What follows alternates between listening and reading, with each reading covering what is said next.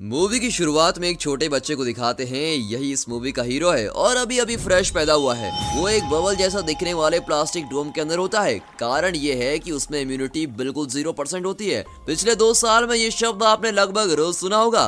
रोग से लड़ने के लिए शरीर में जो क्षमता होती है उसे इम्यूनिटी कहते हैं और ये पैदाइशी क्षमता होती है। जब हमें बुखार या कोई रोग होता है तो हमारा शरीर इस इम्यूनिटी की मदद से उस रोग के कीटाणु को खत्म कर देता है और हमें बचाता है। पर इस बच्चे में बिल्कुल भी इम्यूनिटी नहीं होती, इसलिए उसे एक प्लास्टिक डोम के अंदर रखा होता है ताकि उसे कोई भी कीटाणु अटैक न कर सके। गलती से भी उसके शरीर में अगर कोई बैक्टीरिया वायरस घुस गया तो उसकी बहुत बुरी हालत हो सकती है, तो उसे हमेशा इस सुरक्षा कवच के अंदर रखा जाता है। इस बच्चे का नाम है जिमी। कट करके दिखाते हैं कि जिमी अब 4 साल का हो गया है और अब पहली बार अपने घर आ रहा होता है। 4 साल तक वो शायद हॉस्पिटल में ही पल रहा था। डोम के अंदर रखकर ही उसे घर भी लाते हैं। जब उसे गाड़ी से उतारते हैं तो वहाँ कुछ बच्चे खेल रहे होते हैं। गलती से उनकी बॉल जिमी की ओर आ जाती है। तब उसकी माँ बॉल को पकड़कर देखिए तो क्या कर रही है, बॉल को पंचर कर देती है और अपने बेटे की सेफ्टी को लेकर वो बहुत ही सीरियस होती है। कट करके दिखाते हैं कि जिमी को घर के अंदर ले आए हैं। तब जाकर वो चैन की सांस लेती है कि चलो किसी तरह इसे सेफली घर ले आए।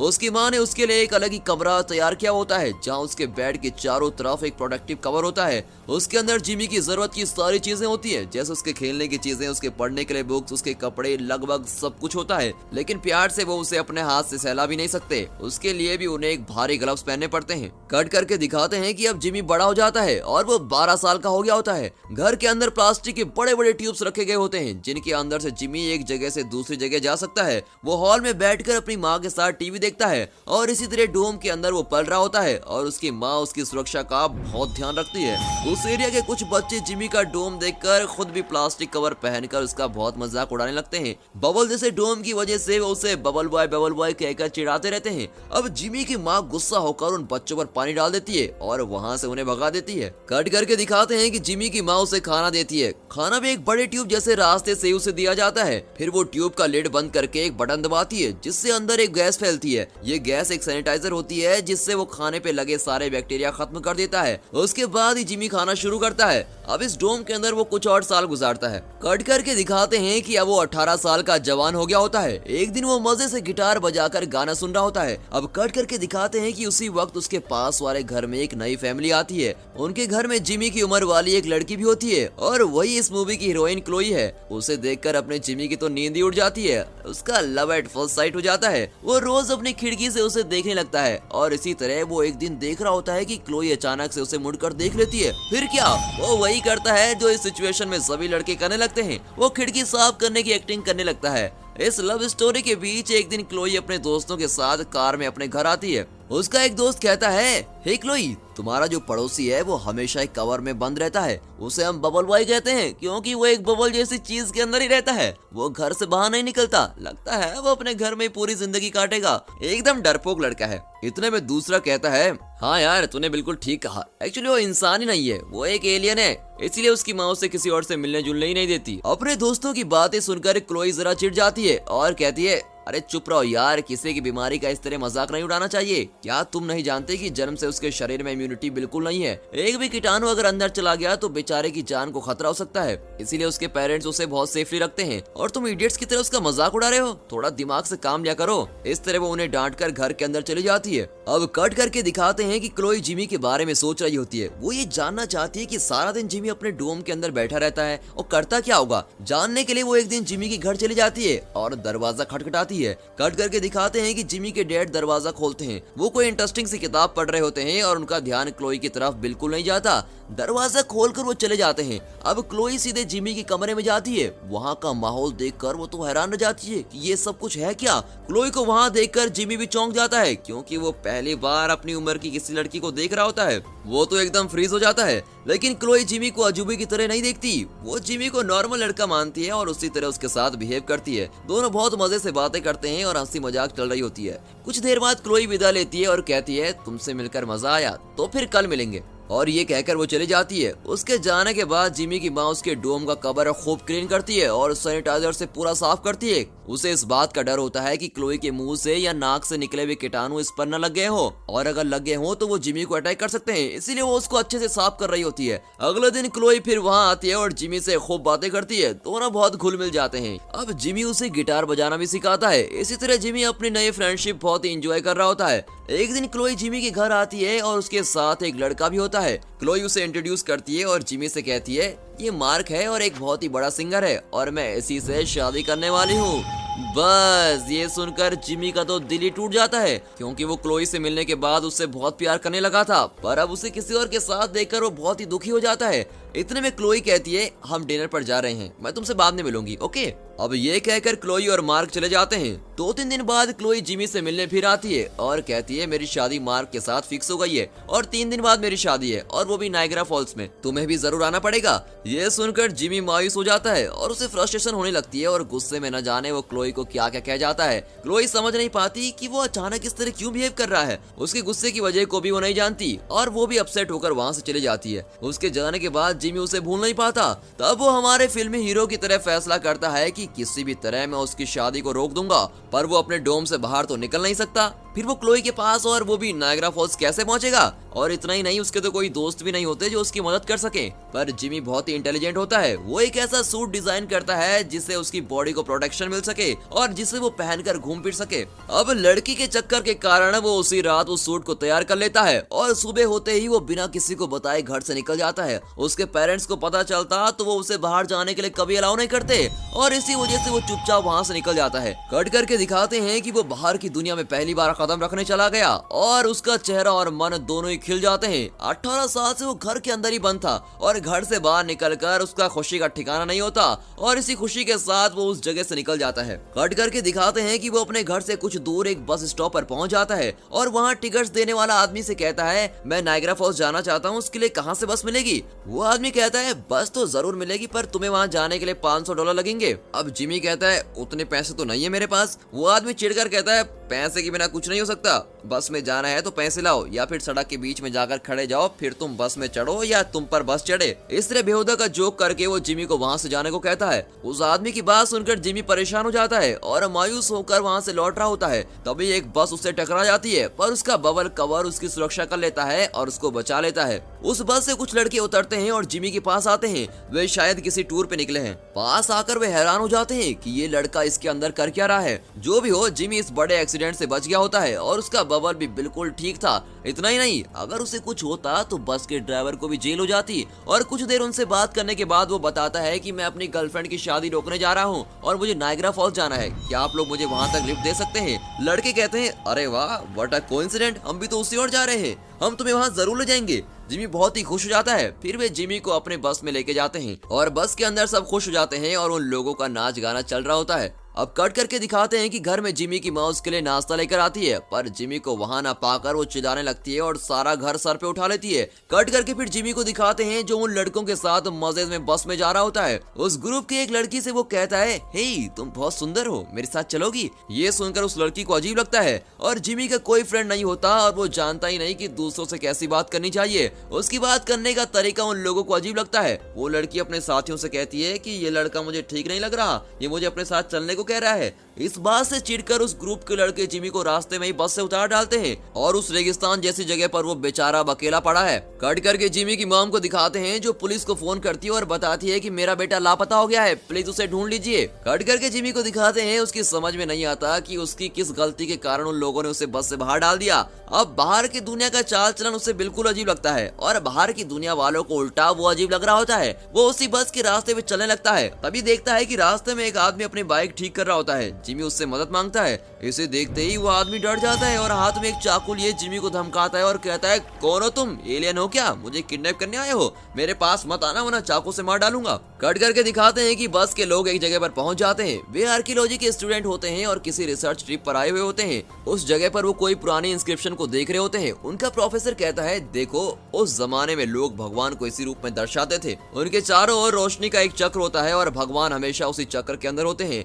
ये सुनकर वे चौंक जाते हैं क्योंकि वे उसी रूप में अभी भी एक लड़के को देख कर आए थे। वे सोचते हैं तो भगवान ने ही हमसे लिफ्ट मांगी थी और अनजाने में हमने उसे मार मार कर बस से नीचे ढकेल दिया। अब कट करके दिखाते हैं कि जिमी उस आदमी को अपनी कहानी बता रहा होता है। वो आदमी जिमी की बातों पर अब विश्वास करने लगता है और पूछता है कि उसे कहाँ जाना है। जिमी कहता है मुझे नायग्रा फॉल जाना है। जिमी का डेस्टिनेशन सुनकर वो आदमी उसे लिफ्ट देने को तैयार हो जाता है और फिर कहता है मैं तुम्हें कुछ दूर तक लिफ्ट दे दूंगा। कट करके दिखाते हैं कि अब ये लॉस वेगस को क्रॉस कर रहे होते हैं और ये एक बहुत ही बड़ी सिटी है जहाँ जिमी उसे देखकर बहुत ही हैरान हो जाता है क्योंकि वहाँ के लोग शराब और पार्टीज में बहुत ही इंजॉय कर रहे होते हैं। वो शहर कसिनोज और बार से भरा होता है। अगर पैसे हो तो वहाँ खूब इंजॉय हो सकता है, बिल्कुल अपने गोवा की तरह। उसके चेहरे पर इतनी हैरानी देखकर वो आदमी पूछता है क्या तुम पहली बार यहाँ आ रहे हो? तब तो तुम्हारे देखने के लिए बहुत सारी चीजें यही हैं, तुम यहाँ जरूर एंजॉय करोगे, चलो मैं तुम्हें शहर दिखाता हूँ। ऐसा कहकर वो जिमी को एक कसिनो में लेके जाता है और जिमी मजे से अंदर जाता है और बहुत सारे गेम्स खेलता है। तभी उसे ख्याल आता है कि 2 दिन में क्लोई की शादी है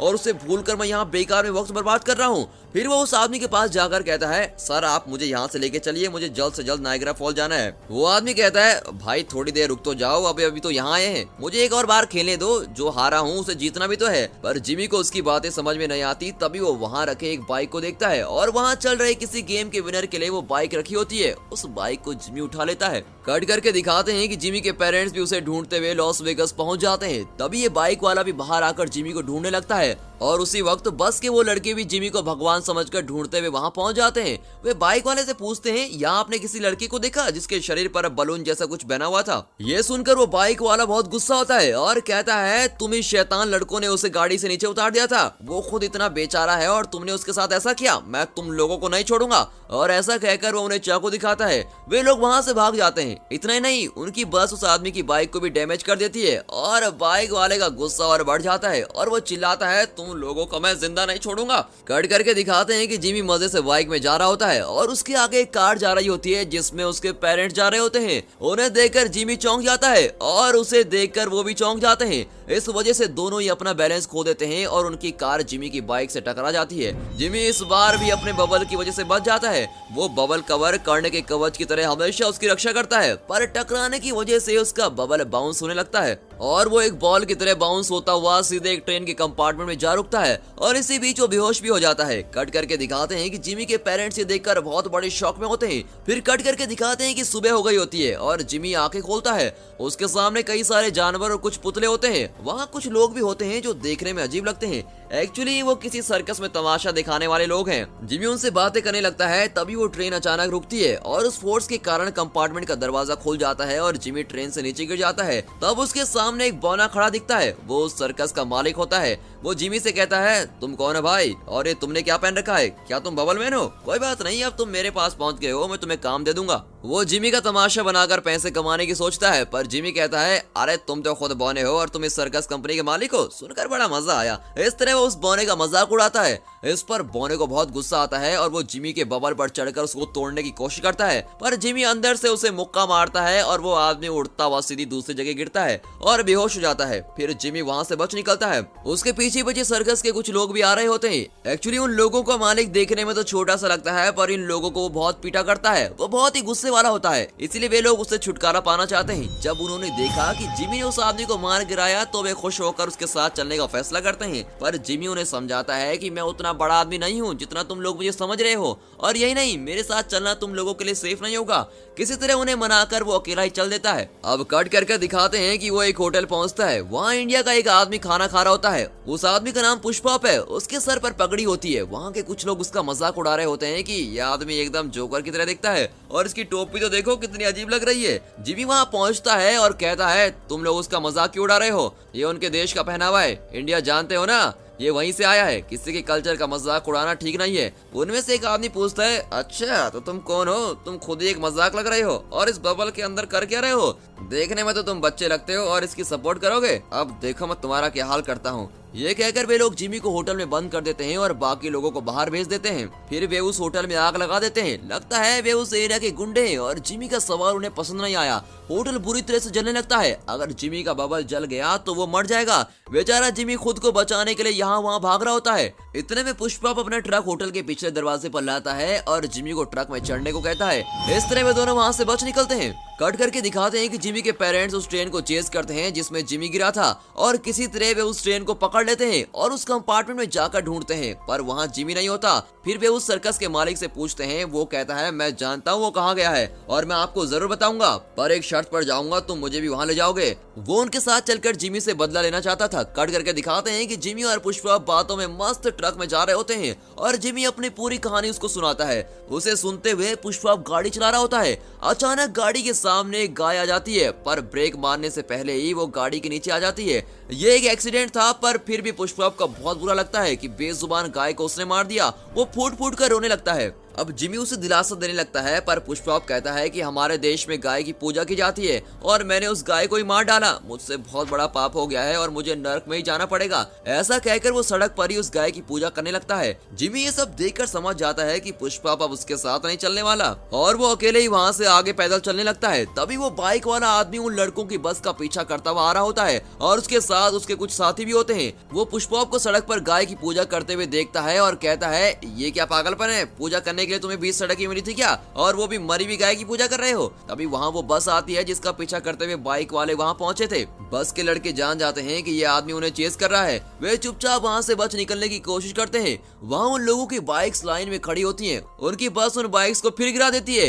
इसे देखकर उन लोगों को बहुत गुस्सा आता है और वे पुष्पा के ट्रक को लेकर उस बस का पीछा करने लगते हैं। कट कर दिखाते हैं कि जिमी एक टैक्सी में जा रहा होता है। उस टैक्सी को एक बुजुर्ग आदमी चला रहा होता है और उसी के भरोसे जिमी नायग्रा फॉल्स जा रहा होता है। कट कर दिखाते हैं कि बाइक वाले पुष्पा की ट्रक में बस का पीछा कर रहे होते हैं। फिर दिखाते हैं कि जिमी के पेरेंट्स उस बॉने को साथ लेकर जिमी को ढूंढ रहे होते हैं। अब जिमी एक होटल से खाना खरीदकर वापस आ रहा होता है। इतने में बस वाले लड़के आ जाते हैं और जिमी को देखकर वो उसके पैर पर गिरकर कहते हैं, हे भगवान, हम आपकी तलाश में थे, हम यहाँ आ गए हैं, हे भगवान हमारी बस में चढ़ जाए। वे जिमी को उठाकर अपनी बस में लेके जाते हैं और उससे पूछते हैं, ये कैसा गोला है जो आपने अपने शरीर में पहन रखा है, ये भारी होगा ना, इसे तोड़कर हम आपका वजन कम करते हैं, ये सेवा करने का मौका हमें जरूर दीजिए। और ये कहकर वो बबल को तोड़ने लगते हैं। तभी वहाँ सर्कस के लोग भी आ जाते हैं। जिमी ने उन्हें उनके मालिक से बचाया था, इसीलिए वे अब जिमी को उन लोगों से बचाने में लग जाते हैं। इसी वजह से दोनों ग्रुप में लड़ाई हो जाती है। सिचुएशन अब बहुत ही खराब हो गई होती है। कट करके क्लोई को दिखाते हैं जो टीवी न्यूज देख रही होती है। वो चैनल चेंज करती है, पर चैनल में बबल से रिलेटेड ऐड चल रहे होते हैं। जब भी कोई बबल का जिक्र होता है तो क्लोई को जिमी की याद आने लगती है। वो सोचती है, मुझे इस तरह नाराज होकर नहीं आना चाहिए था, वो हमेशा मेरे सपनों में क्यों आता है, लगता है मैं उससे बहुत मिस करने लगी हूँ। कट करके दिखाते हैं कि लड़कों और सर्कस वालों के झगड़े के बीच बाइक वाले भी वहाँ पहुँच जाते हैं और अब वे सब एक दूसरे से लड़ने लगते हैं।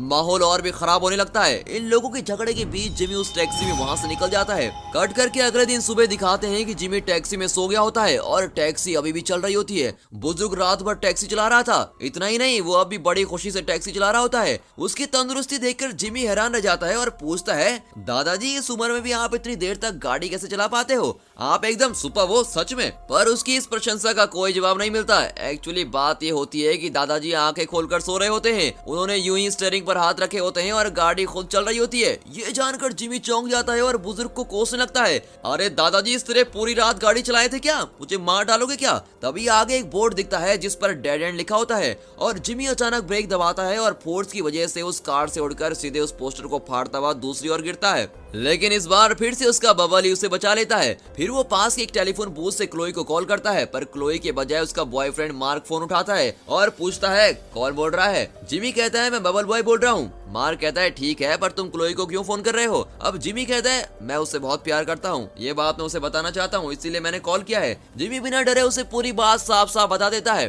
अब ये सुनकर मार्क को गुस्सा आता है और कहता है, अबे इतनी हिम्मत आ गई तुझमें, मैं क्लोई से शादी करने वाला हूँ और तुम हमारी शादी को रुकवाने आए हो। तुम मेरे बारे में नहीं जानते, अगर तुम यहाँ नजर आए तो तुम्हें जिंदा नहीं छोड़ूंगा। और तुम उसे शादी करके करोगे क्या, क्या तुम उसे खुश रख पाओगे, तुम उसे छू भी नहीं पाओगे। अपने बलून से बाहर निकलते ही तुम मर जाओगे, तुम में तो जरा भी इम्यूनिटी नहीं है और तुम शादी करके करोगे क्या, तुम्हारे बच्चे कैसे होंगे। प्रैक्टिकली सोचने की कोशिश करो, तुम जानते हो ना वो कभी नहीं होगा। मैं तुम्हें एक एडवाइस देता हूँ, तुम क्लोई को पूरी तरह से भूल जाओ और घर वापस लौट जाओ। इतना कहकर वो कॉल कट कर देता है। उसकी बात सुनकर अब जिमी सोचने लगता है कि मार्क बिल्कुल सही कह रहा था, मेरा प्यार सच्चा है पर मुझे शादी, बाल बच्चे और फैमिली के बारे में सोचना नहीं चाहिए। इस रियलाइजेशन के बाद वो अपनी माँ को फोन करके अपना लोकेशन बताता है और कहता है मुझे पिकअप करने के लिए आ जाओ। फिर वो बूथ से बाहर आकर बैठ जाता है और बहुत दुखी होता है। कुछ देर में उसके पेरेंट्स उस जगह पर आकर जिमी के पास पहुंच जाते हैं। उसकी माँ बहुत रोती है और कहती है बेटा इस तरह बिन बताए घर से क्यों निकला है, ये दुनिया तुम्हारी तरह मासूम नहीं है, तुम यहाँ अकेले खुद को नहीं संभाल पाओगे,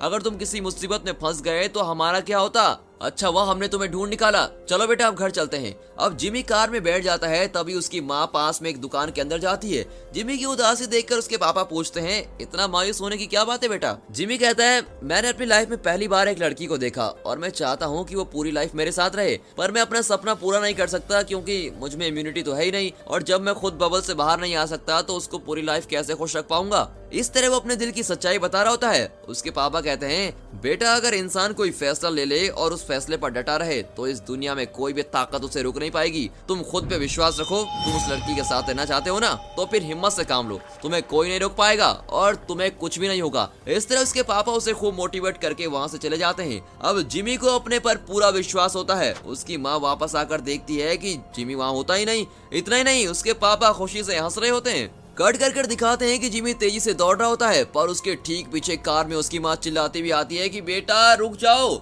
इस तरह हमें छोड़कर फिर से मत जाओ। तभी बस भी वहाँ आ जाती है और उसके अंदर से लड़के चिल्ला रहे होते हैं कि हे भगवान आप कहाँ जा रहे हैं, प्लीज रुक जाइए। उनके पीछे बाइक वाले भी होते हैं जो अपने हिस्से का चिल्ला रहे होते हैं कि हम तुम्हें नहीं छोड़ेंगे, और इस तरह सभी उसका पीछा कर रहे होते हैं। तभी वहाँ एक छोटा सा एरोप्लेन आता है और उसे चलाने वाला और कोई नहीं, वही बुजुर्ग टैक्सी ड्राइवर होता है। लगता है एक्सीडेंट में वो बच गया था, सच में उसकी लाइफ लाइन बहुत स्ट्रॉन्ग है। तभी जिमी झट से उसकी प्लेन में चढ़ जाता है और दोनों वहाँ से उड़ जाते हैं। कट करके दिखाते हैं कि चर्च में क्लोई और मार्क शादी के लिए बिल्कुल तैयार खड़े होते हैं। कट करके दिखाते हैं कि जिमी और बुजुर्ग अब नायग्रा फॉल्स के ऊपर उड़ रहे होते हैं। वाटरफॉल को देखकर जिमी उछलने लगता है और कहता है वाह, मेरी लाइफ में मैंने इतना खूबसूरत दृश्य कभी नहीं देखा। पर अचानक एरोप्लेन का पेट्रोल खत्म हो जाता है। अब जिमी बुजुर्ग को डांटता है कि प्लेन तो तुम लेकर आ गए पर उसका पेट्रोल चेक क्यों नहीं किया तुमने। अब जिमी को टेंशन हो रही होती है कि वो अपनी खुशी में फिर से नाकाम होने वाला है। वो झट से उस नायग्रा फॉल्स में कूद जाता है, लेकिन वो डूबता नहीं। हमेशा की तरह उसका बबल कवर उसको बचा लेता है, क्योंकि बबल के अंदर हवा भरी होती है और इस वजह से वो तैरने लगता है और किसी तरह किनारे पहुंच जाता है। पानी से निकलकर वो चर्च की ओर जाने लगता है। कट करके चर्च के अंदर दिखाते हैं क्रिश्चियन शादी में रिवाज होता है कि शादी से पहले दूल्हा और दुल्हन की मर्जी पूछी जाती है। दोनों की मंजूरी के बाद पादरी उन्हें हस्बैंड और वाइफ डिक्लेयर करता है और उन्हें एक दूसरे को किस करने को कहता है। तभी जाकर शादी पूरी होती है। तो यहाँ पादरी मार्क से पूछती है कि क्या तुम क्लोई से शादी करने को तैयार हो। मार्क कहता है मैं तो कब से तैयार खड़ा हूँ। फिर वो क्लोई से पूछती है क्या तुम मार्क से शादी करने को तैयार हो। वो झट से हाँ नहीं करती, वो किसी सोच में खोई भी होती है। जिमी उसके दिल के किसी कोने में जरूर था और शायद इस वक्त उसी की याद उसे सता रही थी। वो पादरी को कोई जवाब नहीं देती। वो कंफ्यूजन में होती है कि उसे हाँ करनी चाहिए कि ना।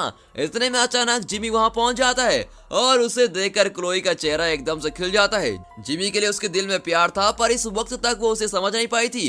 पर अब जब उसकी शादी मार्क से होने वाली थी तभी वो अपने दिल की बात समझ पाई थी। अगर जिमी यहाँ नहीं आता तो शायद वो जरा सोचकर मार्क से शादी करने को तैयार भी हो जाती। पर जिमी को देखने के बाद उसे यकीन हो जाता है कि उसकी शादी मार्क से नहीं जिमी से होनी चाहिए। अब जिमी क्लोई से कहता है इस बबल में अपनी पूरी लाइफ बिताकर मरने से अच्छा है कि एक बार आकर मैं तुम्हें टच कर लूं और अगले ही पल अगर मैं मर भी जाऊं तो मुझे कोई गम नहीं होगा। ये कहकर वो बबल को खोल देता है। क्लोई चौंक जाती है और कहती है प्लीज ऐसा मत करो, तुम्हें कुछ हो जाएगा। पर जिमी नहीं मानता और बबल से बाहर आ जाता है। आते ही वो झट से क्लोई को किस करता है और वो भी उसे किस करती है। चलो लवर्स का मिलन तो हो ही गया। ऐसा ही सोचकर मैं भी खुश हो रहा था, पर जीरो इम्यूनिटी अपना काम कर जाती है और कुछ ही सेकंड्स के बाद जिमी बेहोश होकर नीचे गिर जाता है। अब ये देखकर क्लोई घबरा जाती है। तभी जिमी की माँ वहाँ आती है और चिल्लाती है बेटा ये तुम्हें क्या हो गया है, मेरी बात तुमने क्यों नहीं मानी।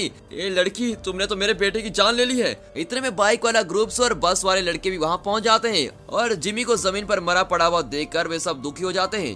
जिमी की माँ जोर जोर से रोने लगती है और वहाँ भीड़ जमा होने लगती है। जिमी के पापा जरा देर से पहुँचते हैं और उसकी माँ से कहते हैं अब उस राज को मत छुपाओ, सबको सच सच बता दो। उस बात को छुपाने से और कोई फायदा नहीं, सच बता दो। उसकी माँ कहती है क्या बात कर रहे हैं आप, बताने की कोई जरूरत नहीं है। पापा कहते हैं अब तक जो हुआ सो हुआ, अब तो तुम्हें बताना ही पड़ेगा। तभी जिमी की माँ उसे जगाती है और कहती है बेटा उठ जाओ, तुम मरे नहीं हो, बिल्कुल जिंदा हो। बबल से बाहर आने से तुम्हें कुछ नहीं होगा, अब तुम उठ जाओ। और ये कहकर वो उसके गाल थपथपाती है। जिमी आंखें खोलता है, अरे ये क्या, अभी तक तो इसे मर जाना चाहिए था, ये उठा कैसे। हमारे ही तरह वहाँ खड़े लोग भी ये सोचकर चौंक जाते हैं। तब उसकी माँ इस क्लाइमेक्स को और भी खतरनाक बना देती है और कहती है बेटा 4 साल की उम्र तक तो तुम्हारी इम्यूनिटी बिल्कुल जीरो थी, पर जैसे जैसे तुम बड़े होते गए वैसे वैसे तुम्हारे शरीर में इम्यूनिटी बढ़ने लगी। अब तुम्हारे शरीर में भरपूर इम्यूनिटी है, पर हमने तुमसे ये बात छुपाई रखी क्योंकि मैं चाहती थी कि तुम हमेशा मेरे पास ही रहो, हमेशा मेरी छाया में ही सुरक्षित रहो। मुझे डर था कि बड़े होकर तुम मुझसे दूर चले जाओगे, इसीलिए मैंने तुमसे ये बात छुपा कर रखी। तुम्हें इस तरह बबल के अंदर रखने के लिए मुझे माफ कर दो बेटा, हद से ज्यादा प्यार ही इसका कारण है। ये सब सुनकर जिमी को बहुत गुस्सा आता है, पर वो ये भी अच्छी तरह समझता है कि उसकी माँ उससे बहुत प्यार करती है और इसीलिए उसने ऐसा किया था। वो अपनी माँ को गले लगाता है और कहता है कोई बात नहीं माँ, तुम प्लीज रोना मत। और वहाँ खड़े सभी लोग ये जानकर बहुत ही खुश होते हैं कि जिमी बिल्कुल ठीक है। फिर क्या, उस चर्च में क्लोई और जिमी खुशी खुशी शादी कर लेते हैं। दूसरी तरफ इस शादी की वजह से बाइक वाले और बस वाले लड़के अपनी लड़ाई भूलकर फ्रेंड्स बन जाते हैं। वे सब ड्रिंक्स करते हुए पार्टी एंजॉय कर रहे होते हैं और इस हैप्पी एंडिंग के साथ यह मूवी यहाँ पर खत्म होती है। ये अलग ही किस्म की मूवी है और आपको जरूर पसंद आई होगी। और दोस्तों इस वीडियो को एक लाइक और चैनल को सब्सक्राइब जरूर कीजिए और हाँ, साथ ही अपने फ्रेंड सर्कल में इस वीडियो को शेयर जरूर कीजिए। And finally thanks for watching.